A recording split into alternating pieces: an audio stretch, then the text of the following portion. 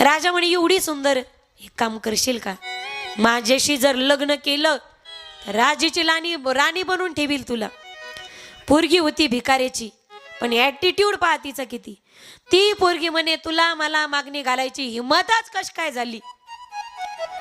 तो राजा म्हणे अरे, राजा घाबरला ना.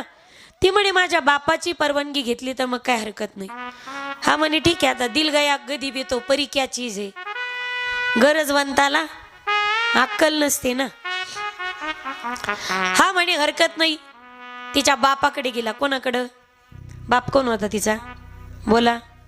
भिकारी. हा, भिकाऱ्याकडे गेला आणि त्या तिच्या बापाकडे जाऊन म्हटला, काका तुमची मुलगी मला खूप पसंत पडली, माझ्याशी लग्न लावून देताल का तुमच्या मुलीचं? तुमच्याकडे मी तुमची मुलगी मागण्यासाठी आलो. तो बाप म्हणे, म्हणजे भिकारी